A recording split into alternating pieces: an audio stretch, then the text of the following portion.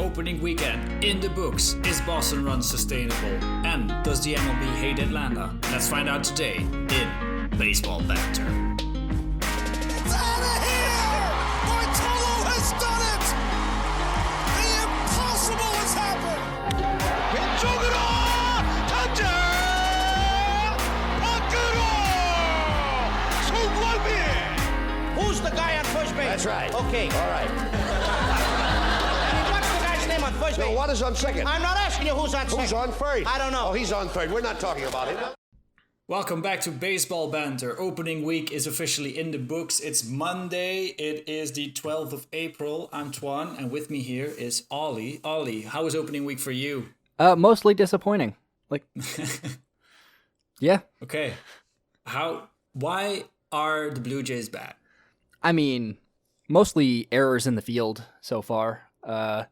Losing a series to the Rangers is never what you want to do. Losing a series to the Angels is, I suppose, more acceptable, but also not something you want to do as a playoff contender. Beating the Yankees was fun, though. Yeah, the AL East is pretty, surprising, I guess. Yeah. To say the least, so far. It's only been 1 week, but you got Boston up top, and then you have all the other teams at 4 and 5. Yeah, it's 4 wins, 5 losses. There's that at least. The Blue Jays aren't out of the playoff race yet. They do. Oh, no. I was about to say they do have the worst run differential, but that's not true. That's Tampa Bay. Yeah, I would be surprised if the Blue Jays had the worst run differential after winning a game 15-1. That would be impressive. And we will get back to that. But first, my team is sitting proudly on top of the NL East right now with a 6-3 record. They have a 2-game lead over the Atlanta Braves and the New York Mets. They opened the season sweeping the Braves, which was glorious. The bullpen did not give up a run until 12 innings into the season. That was fantastic. Very. And they didn't beat Jacob deGrom, but they beat the Mets beat themselves while Jacob deGrom was pitching. So that's true to character, I guess. And last night they won against Atlanta with scoring a run, the go-ahead run in the top of the 9th, and there was nothing wrong with that call. It was just a very good ball game, and nobody has anything to say about whether or not they should have won that game. Am I right? Yeah, no issues at all. Umpiring has been flawless this week. Yeah, and we Atlanta definitely haven't had multiple. Super happy with the MLB. Definitely haven't had multiple things to say about the umpiring. No, week long. It has been all very good. No problems there. It's going to be great when we have robot umps. Still not sure how I feel about that, and Barney would have things to say about that, but we've talked about that before. Yeah, I feel like with robot umps, they would still make the same mistake. Oh, for sure.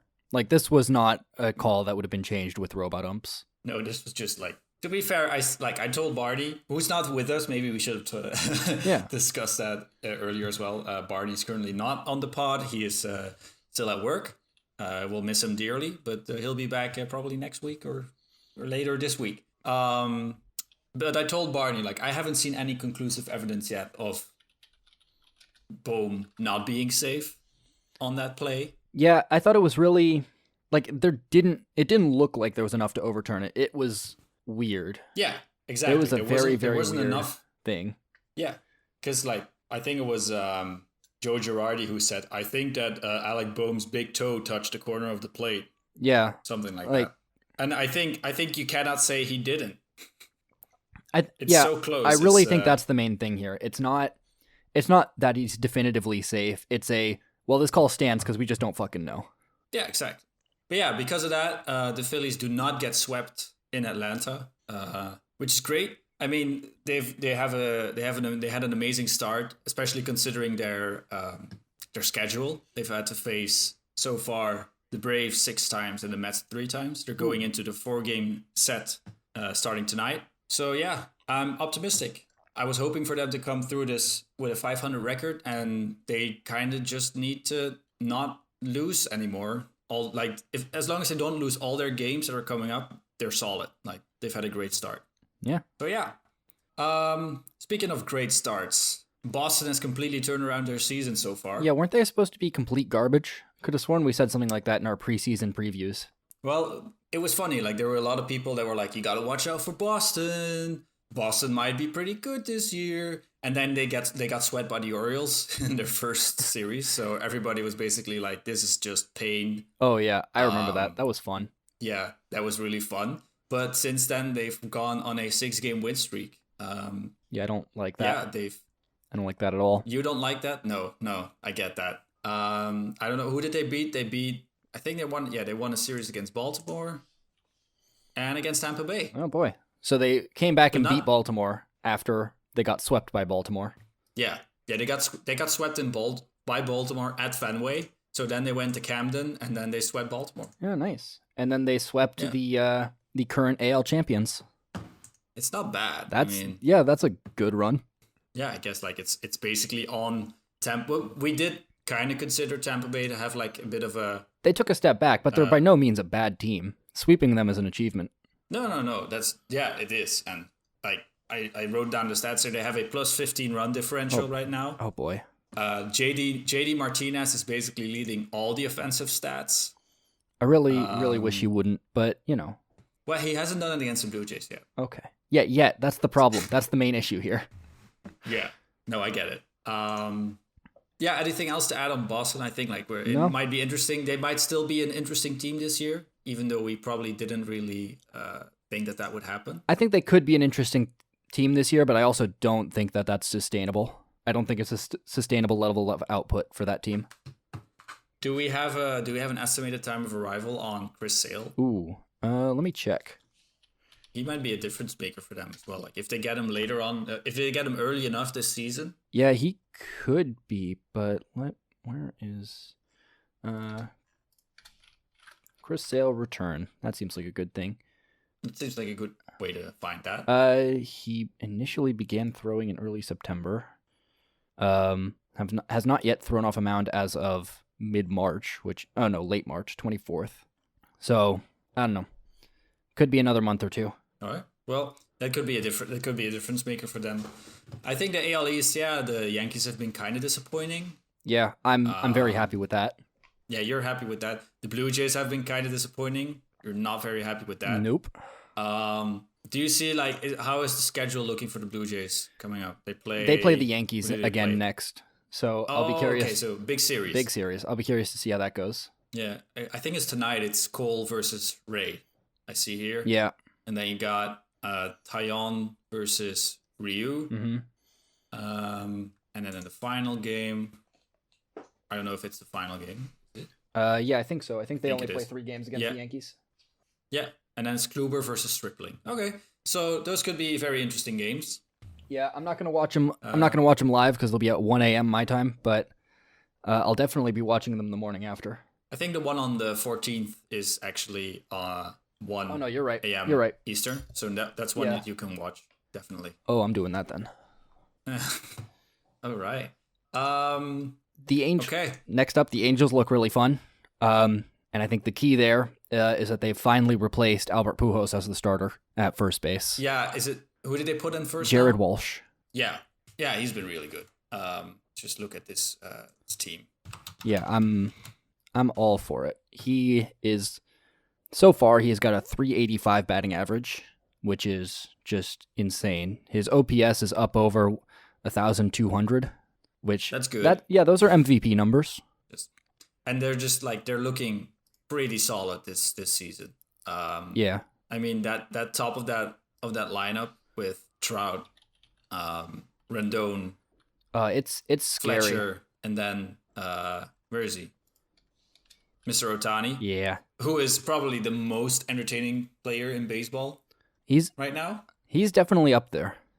I mean, there aren't many players that can hit 101 pitching and then also hit a 450-foot homer. Yeah, I mean, the only real blip on the radar has been the 15-1 loss, and everything else has been a hard-fought game, and they've won most of them.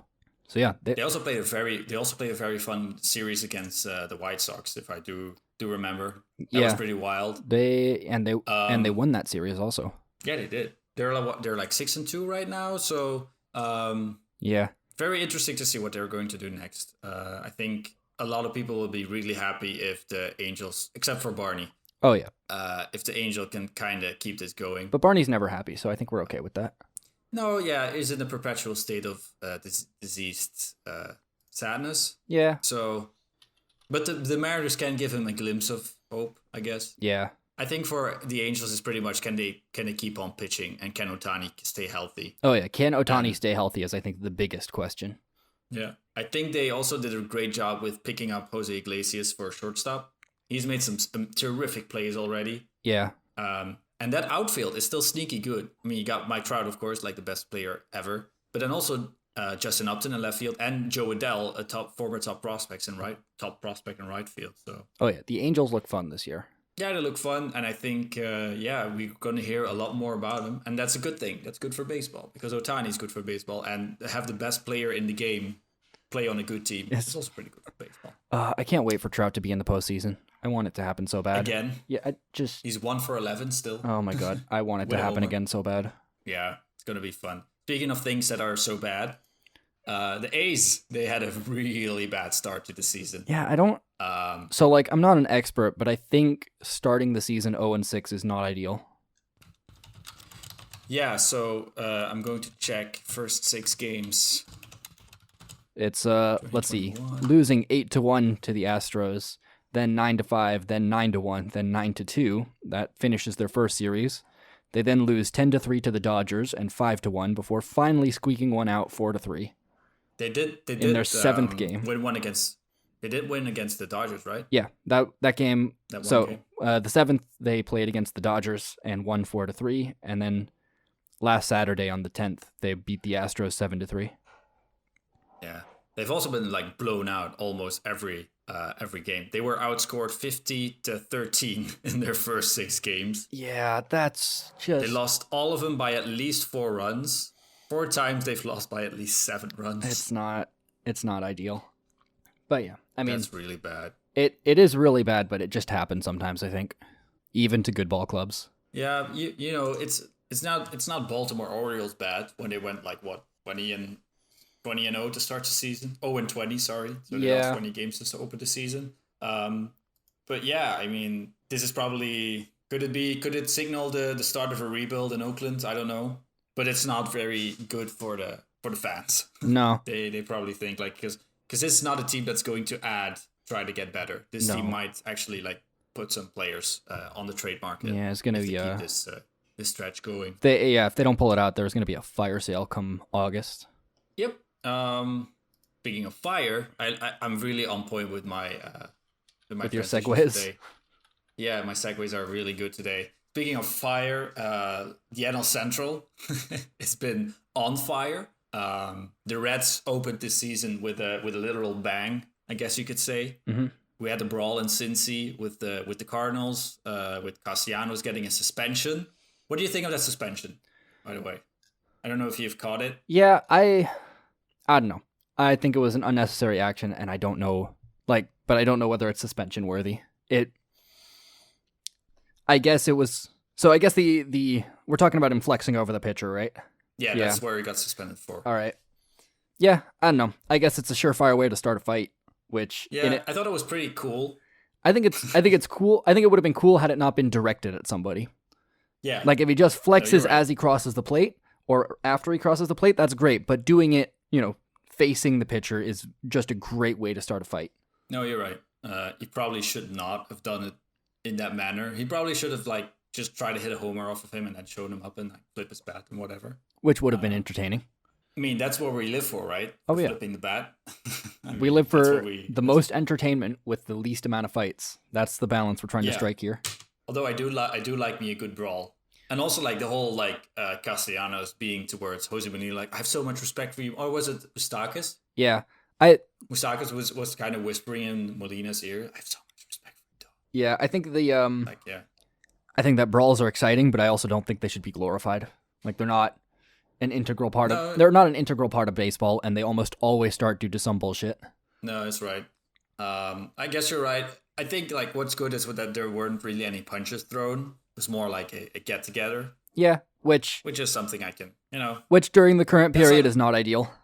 No, yeah, okay. That's another aspect that I forgot to include in my consideration there. That we might be in a pandemic. Yeah, Um, I just think that even if there are no punches thrown, the get together is just a waste of everybody's time. no, you're right. And also the bullpen's empty, come streaming out. It's always so much fun. And to see got them, into their own fracas on the way back to the bullpen. Oh yeah, I remember that. Just out of nowhere. That's usually how it goes though. Like there's always like some heated guys that just like Yeah. get involved somewhere. Things heat up again and they start a ruckus and although. Yeah. Oh well. Yeah. But yeah, except for that, let me just go look at the standings again. I clicked everything away, dang it. The Pirates suck MLB. as expected. Pirates suck, but they've taken two of three from the Cubs, I think, this past series. Yeah, but the Cubs are All the wins. number 4 in the division because they've been terrible Yeah. so far. Yeah, so all the wins that Pittsburgh have been against the Cubs. Yeah, that This is checks pretty out. Fun. That checks out. So we got so Cincy still at the top. They went 6-1 to open the season. They've lost their last 2 games. They still have a plus 20 run differential, which is second best, I want to say. No, fourth best in the league. In the whole MLB. That's very good. It's very good. I think they might have the most runs scored. They're at 66. Yeah, that's the highest. They've scored the most runs by any team. Yeah. They've also conceded a lot, but that's just outscore all your opponents and you're fine. Yeah, that works. Yeah, and then we got Milwaukee and St. Louis, 1 game behind, and then the Cubs, kind of disappointing. I mean, they had a pretty easy opening slate. Yeah, and they have not been able to With, translate like, that into wins. No, they won the first series. They lost their first game, but they did get back to win that series against Pittsburgh. Yeah. But then after that, Yeah, then they it's good. Like lose a series to the Brewers, and then they lose another series to the Pirates. Which no, don't do that. no, you're right. But it's gonna be a fun series anyway. A fun division, I think. Yeah, Because all these teams are bad. There's one really bad team, still only 3 games out. But something we'll keep They're track really of bad, throughout the season. Pirates. Which team comes up on top of the trash fire? yeah, I think like Milwaukee has a pretty decent shot this year. Yeah, Especially if the Cubs don't like if the Cubs are like around or below 500 and they're out of the division by the end of the trade deadline, I can see them holding a huge fire sale. yeah. So Yelich hasn't been awful be this year, interesting. which is good for them at least. yeah, that's something they aren't used to. Oh, Uh, yeah. He's batting 333 exactly. So looks like he's back to form. Small sample sizes and all. yeah, but that's like I could say that's pretty good. Yeah, Especially for a major leaguer, that's pretty good. yeah. Okay, so yeah, we're gonna keep an eye on the NL Central. Next up, we get political. I guess we kind of have to. I'm not very up to date with like exactly what happened down in Georgia with like the voter restriction laws. You might have a Yeah, I'm a little more up to date. All right, go ahead. Basically, what happened is the state of Georgia passed some laws which make it harder to vote, which is not a good thing. No. Unless you are a Republican lawmaker, in which case it will make it so that you probably get more votes relatively. Among other things, there is a $1,000 fine for anybody handing out free food and water to people waiting in line to vote, which is That's absolutely batshit insane. So yeah. so every company in an Really attempt silly. to be woke, which I guess is a good thing, whether it's sincere or not, is trying to get the fuck out of Georgia, including the MLB, who is relocating the All-Star game to places unknown. No, they're doing it in course. Oh, they're doing that course? That'll be fun. Yeah, I think it's been announced that they're going to do it at Coors Field. So yeah, that home run derby is going to be great. Oh yeah, Can't wait for that. just Even with the dead end baseballs. oh boy, yes please. Yeah, it's going to be a lot of fun. And then we have I love the fact that they had to like quickly cover up the patches, the All-Star game patches. Yeah, That was really good. I don't know what they put on there instead, or that they just like got rid of them. I don't know. I don't. Their throwback jerseys were pretty great, like the Braves throwback jerseys this weekend, this weekend were pretty cool to look at. Yeah, I mean, I MLB, like the Braves put out a really bad press statement oh man, where they were just like, "Oh, we're so disappointed. We don't understand." And like, the city of Atlanta has always been this and blah blah blah. I'm like, Yeah. no, you know exactly why this is. yeah, this is nothing to do. Yeah, this has nothing to do with the Braves. It do have to doesn't say that have to do. It has nothing to do with the Braves, and they just need to understand that this is a statement about the state they are currently, in, Yeah, exactly. and they have to accept it No, and place blame where it needs to be with Republican lawmakers. I think it could have been a lot more powerful if Atlanta came out and just said, "We totally support this decision." Oh yeah, absolutely. That would have been really cool. It would have But been. now it was just like, oh, no, but we wanted to do the All-Star game. Um, That's not nice. What about us? This is not our fault. So yeah. what about the preservation of democracy? Huh? How about that? Yeah. How about that first, and then we can get to baseball? I feel like that's a good condition for baseball. Yeah. Step 1, have democracy. Step 2, 2, have play human ball. rights. Step 3, baseball. Yeah. Step 4, profit. Not super All right, necessary. Last thing before we get into our other stuff, like last storyline, I guess, from this opening week was the fact that Trevor Bauer got his baseballs sent to the lab. This is not really big news because MLB has been doing it for a while since the start of the season. I missed this entirely. Yeah, so what happened was that Major League Baseball has announced that it was going to crack down more on foreign substance use, foreign substance use. Yeah. On the baseballs, like all the sticky situation. Yeah. And they've done that with a lot of major leaguers already. They've said okay, we are going to check up on balls that we suspect that there might be foreign substance in the play. Okay. But when they confiscated one of the balls that Trevor Bauer was using when he was pitching, that was the first time that a name was linked to it. Okay. And that's basically to get clicks. I mean, oh yeah, absolutely. John Boy has said it in this podcast, and I totally agree with him. Is that this is not something that's this is done with a reason. Having Trevor Bauer's name attached to it is just to get because Trevor Bauer is basically the face of the whole sticky substance. Yeah, no, thing. it makes sense for the media to attach his name to it because then a lot of people will click on it. So I agree with that, and I also think it might be the MLB just kind of showing hey, look, we are checking on this stuff. Yeah. Despite the fact that they've been very lax in the past. Yeah, that's the thing. Everybody knows that everyone is using it. So yeah, why not make a legal substance? Yeah. Just say everyone can use a substance, and it's this. It has to be this formula. Or just make it completely illegal. And then, you might see 1 or 2 batters get hurt by a non-breaking slider more because pitchers have less grip. Yeah, they either need to change the rules so that it is legal and then specify what precisely is legal, or they need to actually enforce the rules that they do have. This in-between thing isn't working for anybody, I think. No, that's the thing. Because, Trevor Bauer's case in point, he was always very adamant, hey, don't use, everyone is using it. I'm not using it. You should crack down on it heavier. And then in his final year, his walk year, he decided, okay, I'm just going to use it as well. And then he won a Cy Young. Yeah. And his RPM on his spin rate went up by 300. So, and he said it himself, it's only the only way to do that, to get a spike in your rates, in your spin rate, is by having a sticky substance on the ball. Yeah. So yeah, that's kind of sad, but I'm glad that they're actually doing it. If they are in fact, I'll be curious to see whether there's actually anything that happens because of this. Nope. If we're 3 weeks from now and nothing happens, then I don't believe it's doing anything. 0 suspensions, 0 anything.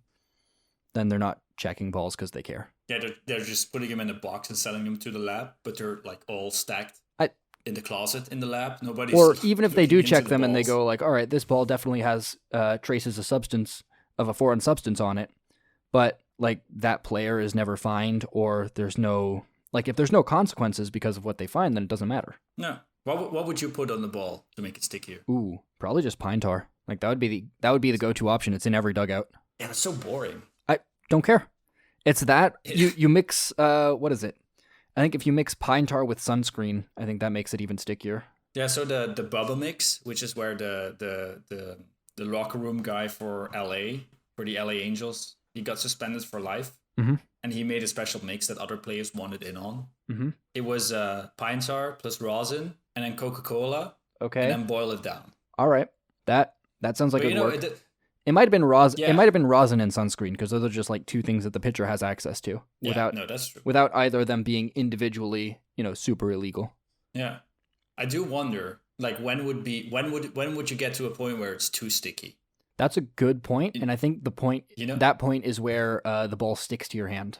I think you're willing to sacrifice 1 or 2 miles an hour to get extra RPMs. Yeah, but like, I just wonder, like, what it would look like if we're ever going to see the day where a pitcher just like his ball cannot come out of his hand because it's so sticky. I think that would Or require just- super gluing the ball to your hand. Yeah, or it just falls to the dirt because your release point. Pitchers spike baseballs all the time. No, that's right. Like, it's probably already Maybe happened. that's why.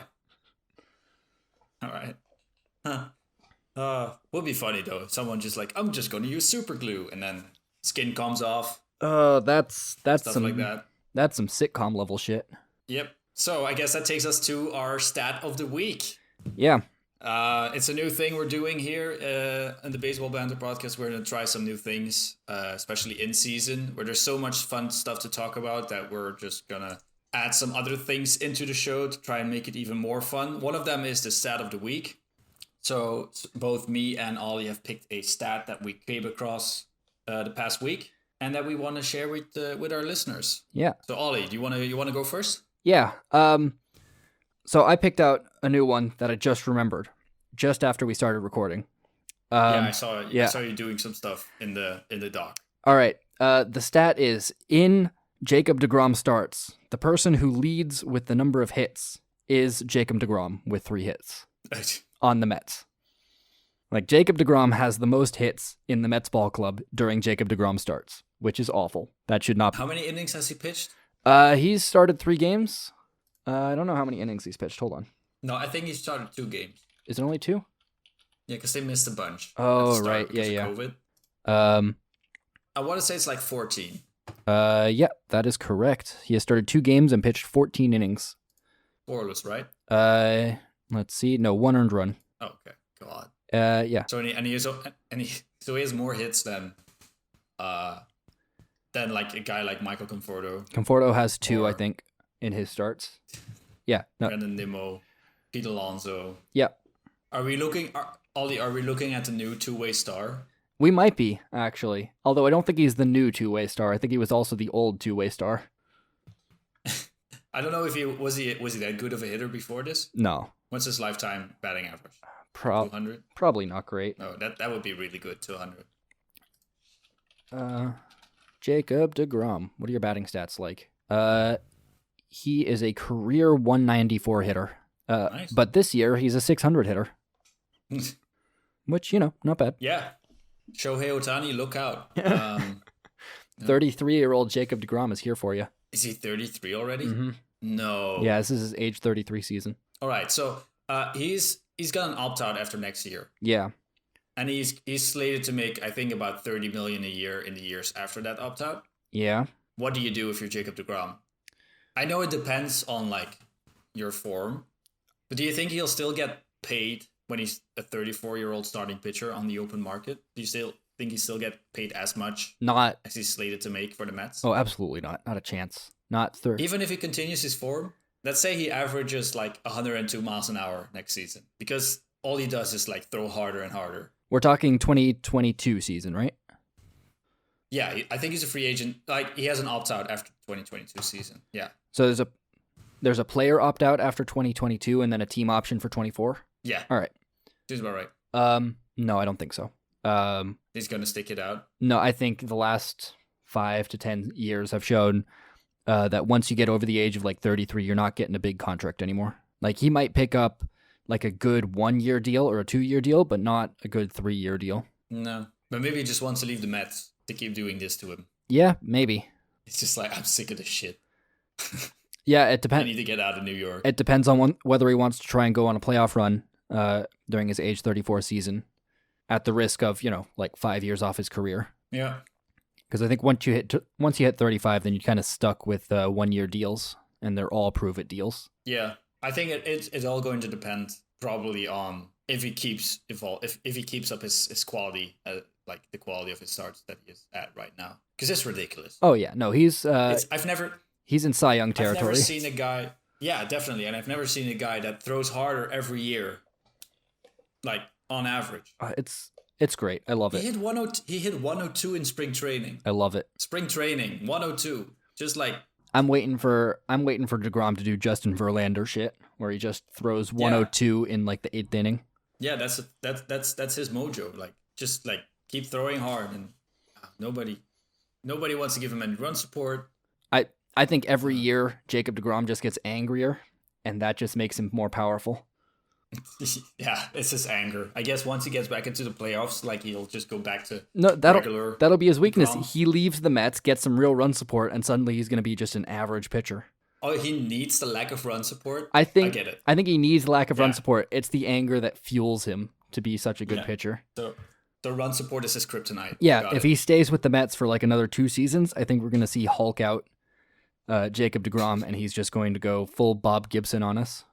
It's going to be glorious. Oh, yeah. All right.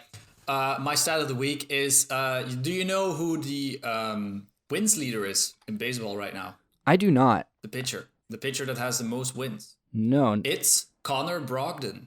Whomst? Connor Brogdon. Yes. Connor Brogdon is a reliever for the Philadelphia Phillies. And he leads the MLB currently with 3 wins. Just all in relief. So how are those Philly starters doing then? Well, win-wise, they're not very good because they haven't really gone as much run support. Oh yeah.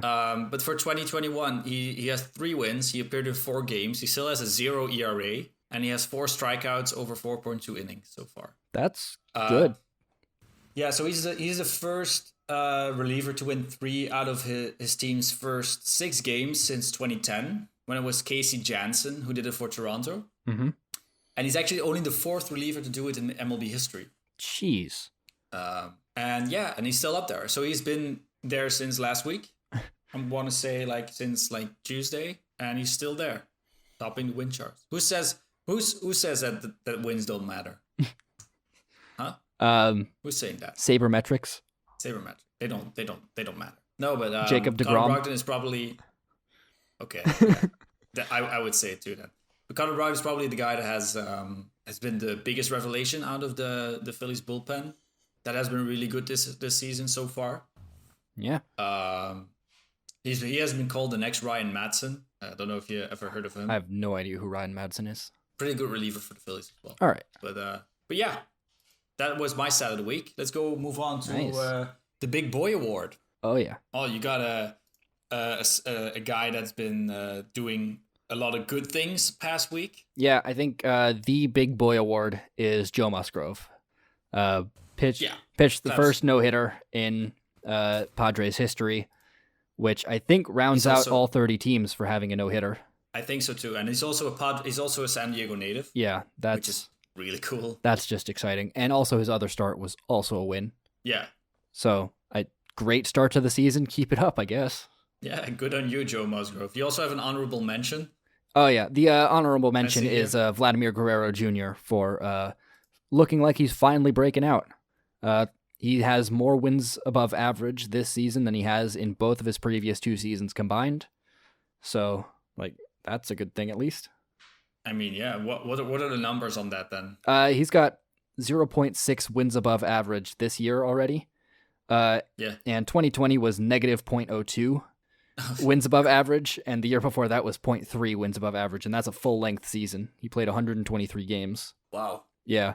Is it an accumulative stat? Yeah. Wins above replacement? Okay. This is wins above average, not wins above replacement. Oh, sorry. Yeah. Wins above average. But it's not like it's like kind of an average stat, like a relative stat. Yeah, it's cumulative. It's wins above replacement, but normalized to 0 being MLB average, not replacement level average. All right. Good job, Flatty. Yeah, he's been a good player. My big boy award goes to the player that has been a thorn in the side of the Phillies throughout his career, and is probably going to be so for the next couple of years, and that's Ronald Acuna Jr.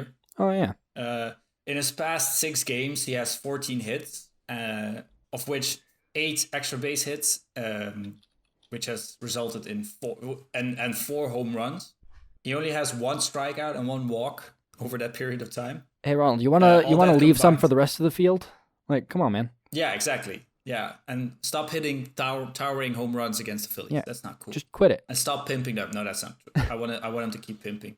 There was a guy that tweeted somewhere in Phillies Twitter who said that he was surprised that the Phillies didn't throw at Ronald Acuna Jr. for pimping his home run. That was just a stupid tweet. Yeah, no, just Fucking celebrate, man. Yeah. You hit a bomb. 456-foot bomb. Just like go nuts. Jesus Christ. yeah, do it. Yeah, he's got a 583 average, 577 on base average, which is weird. So he has a lower on base percentage than his batting average. I guess he's been thrown out somewhere, Yeah, I guess. trying to reach second or something. And he has a No, 1250 slugging percent. no, because that still counts towards your batting average. Like that's still a single. Okay. Let's see. That would have to be probably a sac fly because then he doesn't reach base, but he does. But it doesn't count towards your batting average. Yeah, but that doesn't count as a plate appearance either, does it? So that's the thing. It doesn't count as it doesn't count as an at bat. It is a plate appearance still. Like, But on base okay. No, I guess you're right. yeah, because so the formula, Sac fly, yeah. the formula for on base percentage has sac flies in there. Okay. And he has a 1250 slugging, just to round that out. Ridiculous stat. I'm really happy that the Phillies don't face him again until I think it's like August. So yeah, Oh yeah.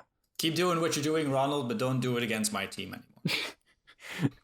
Get out of town, but keep doing what you're doing. Yeah, get out of town, please. All right. So and next to the Big Boy Award, we also have another kind of.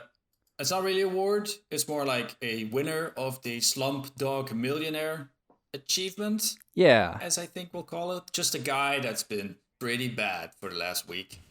Like they tried. They tried, but they're kind of in a slump. So this is not this is often not players that only made 1 appearance. We're looking for players that get plenty of playing time, but just don't do enough with it Yeah. at all. Ollie, who do you get So I've got for your Slumpdog Millionaire? I've got Brad Keller. He's a starter for the Kansas City Royals. He started 2 games this year.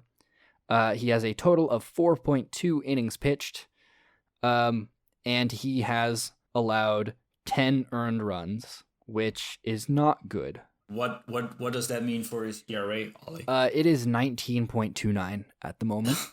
That's Phillies 2020 bad. Yeah, and like he can't even blame it on batting averages off of balls in play because fielding independent pitching is 10.65. So also bad. He's just It's rare that you see those two things being so much in line. he's just having himself a bad time. It's not bad luck. It's just being bad. He somehow is What's his he somehow Yeah, go struck ahead. out 3 hitters. in 4 innings? That's bad. That's good. That's not bad. That's not That's what I terrible. wanted to say. What's his home run per 9? He's allowed 2 home runs, so that's a 28.9 home runs per 9. Oh no, sorry, that's hits per 9. 3.9 home runs per 9. But yeah, Okay, but he's on average. still He's on average for allowing 3 hits an inning. 30 hits a game. Yeah, give or take. Jesus Christ. All right. It's not good. It's not good. Okay, I got a batter. All right, Have you ever heard of Jorge Soler, I have. Ollie? Yeah, he plays for the Royals. Yeah, I think in 2019 he hit like 48 home runs. yeah, that sounds about right. He's not doing as great this season. So he had 15 at bats in the last over 4 games in the last 6 days or in the last week. Yeah, He struck out in 10 of them, that's not ideal. and he has 1 hit. Hey, he got on base. He has a .067 batting average Oh my goodness. and a strikeout percentage of 667. Yeah, It's not good. yeah, Jorge Soler needs to pick it up for the Royals. Yeah, They kind of need him to be good. He's part of that very top heavy lineup, so they need him to be good. and he is not right now. He's very bad right now. It's too bad because I think like what are the Royals at right now? Let's see. Dang it. Need to see standings. They are second in the division, so they could use him. They could really My use him. God, Cleveland is first in the AL Central. What? They've won 4 in a row. Oh, this is why baseball is a stupid sport, because this is basically for all the owners to be like, I guess you don't need to spend money to win games. Yeah, like this is the takeaway they're going to take away from this season, and Yeah. it's not going to go well for them. No. Okay, but it's still early in the season, so they'll probably like get back together. But their run differential is very high. Minnesota has plus 21, and they're only in third. Yeah, so they're probably gonna bounce back if they can keep it up. Yeah. All right. All right. That's our Slumdog Millionaire. We have our Big Boy Awards and we have our Slumdog Millionaires. These are nominations, by the way. We don't have a big following on Twitter yet, but I guess we'll just put it out there in the Twitter sphere and people can vote on it. Yeah. So if you think that the Big Boy Award should go to Joe Musgrove or to Ronald Acuna Jr., go ahead. Or even Vladdy, if you want to. Yeah, sure. Why not? And if you wanted to go to Brad Keller or Jorge Soler, pick them. All right. Finally, we got a final game that we're playing. So normally it would be a little bit more fun with three of us, where like both you and Barney can play. Mm-hmm. But it's now time for Clown Questions, which is where I have a player and Ollie, you have 20 questions. I feel like to find out which player. Yeah, it's 20 yes or no questions. Oh boy. The question cannot be what is the player's name. That's not how we're going to do this. Shame. Shame. It's sad. It would have been easier, I guess, and it would have been over soon. If you don't we'll make it 10 questions because normally I would give 20 questions to both spread of us over you and Barney. So you'll get 10 questions to guess which player I have written down here. Mm-hmm. You're only allowed to ask yes or no questions, and if you don't get it right, I get a point. And normally, if either you or Barney get it right, you get a point. All right. All right. Yeah. And then we'll keep scores over the podcasts. All right. All right. Got to get out to a head First start question. here before Barney beats my ass. Yeah, you got a big chance here. It's very lopsided. All right, go ahead. All right. Is this player a pitcher? No, that's one. Okay, I'm gonna write down how many questions. Okay. All right, not a pitcher. Is this player an infielder? No.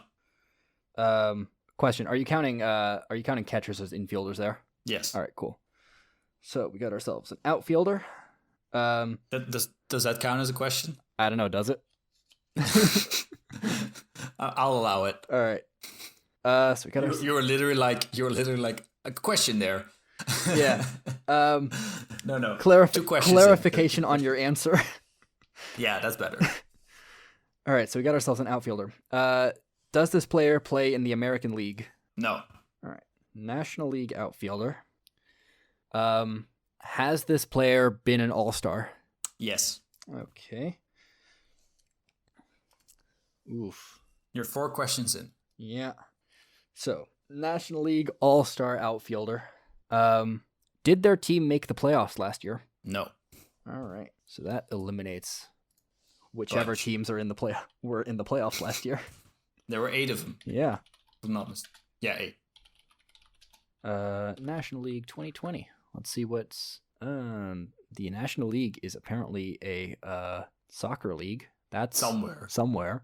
That's disappointing. In English football. Hold on. So, MLB National League 2020. There we go. Sure, the Wikipedia page. Why not? What? All right. So, we got ourselves a player. We got ourselves an outfielder who was on the Phillies, Nationals, Mets, Pirates, Giants, Rockies, or D-backs. Yes. Was that a question? No. Okay. Summing up what I already know. Yeah. Huh. I wonder if I can stat head by last year, by All-Stars last year who were on those teams. I wonder if that's a thing I can do. I think so. We want single season. No, I don't want single season totals. I want careers.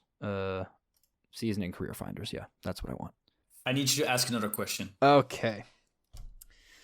Because I don't want you to just figure it out in your just by looking at the Googles. At the stat hats. That's fair. Keep something entertaining for the people listening at home. Is this player under 25?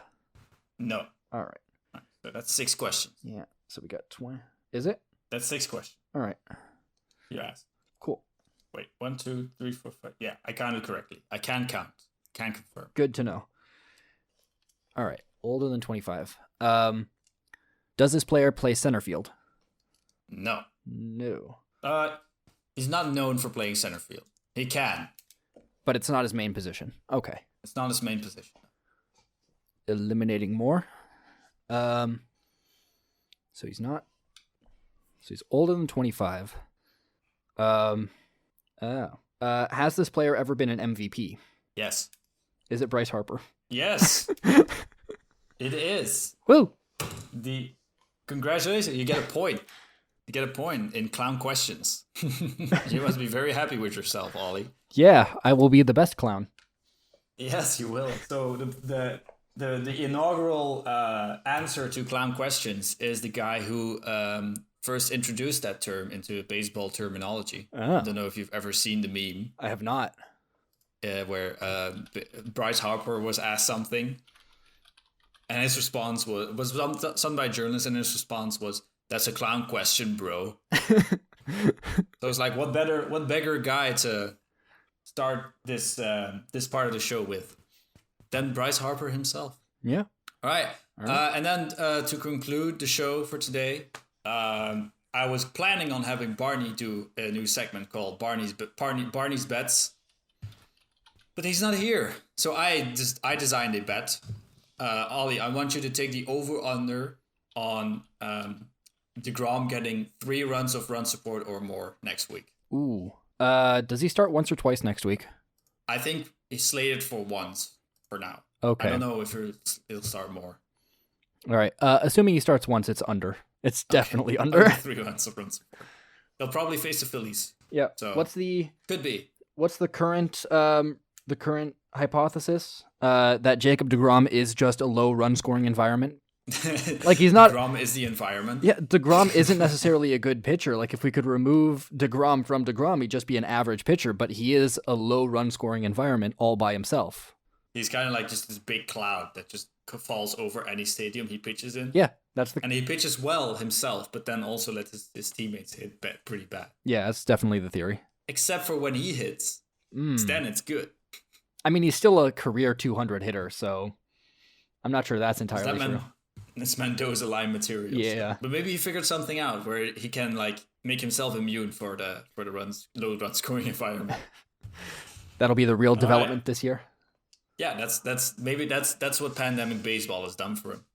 Who knows? That's how he's getting better. All right, and with that, yeah, exactly.